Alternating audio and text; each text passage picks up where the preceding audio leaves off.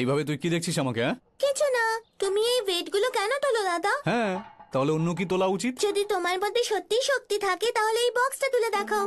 আর যদি তুলে দিই? তুলে তো দেখাও। হুম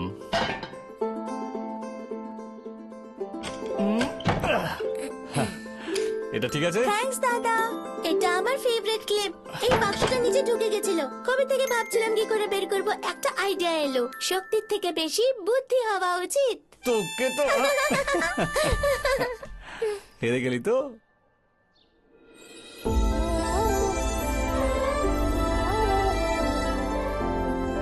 আমি একদিন পুলিশ হব, আমার থেকে বেশি এটা অমর স্বপ্ন ছিল।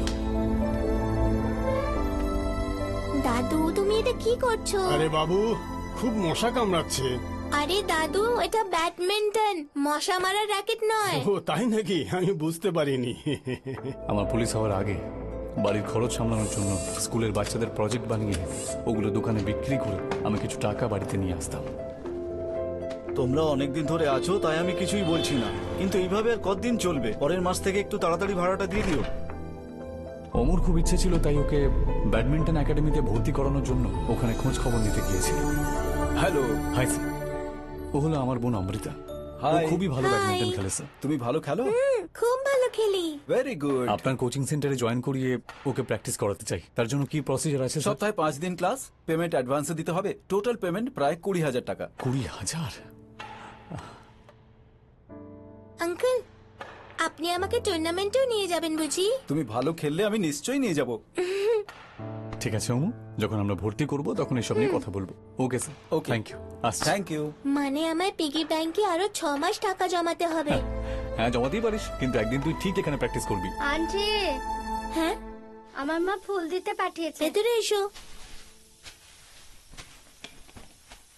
মা টাকা নিতেও বলেছিল। দাঁড়াও, আমি মাকে বলছি। হুম।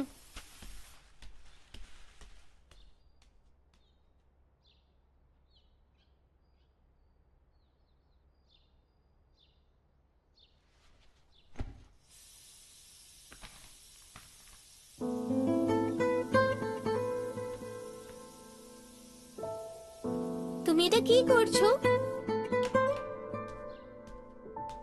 তুমি অঙ্কটা ভুল করেছিলে, তাই আমি ওটা ঠিক করে দিলাম।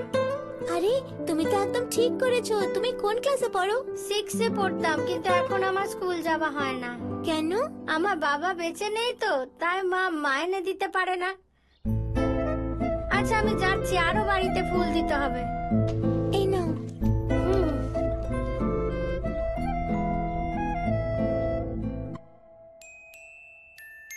নাও, তুমি এই টাকাগুলো দিয়ে রানী স্কুলের মাইনেটা দিয়ে দাও দাদা। অমু, যে করেই হোক আমি ওই মেয়েটা স্কুলের ফিস দিয়ে দেব, কিন্তু তুই এটা কোচিং এর জন্য অনেক কষ্ট করে জমিয়েছিলিস।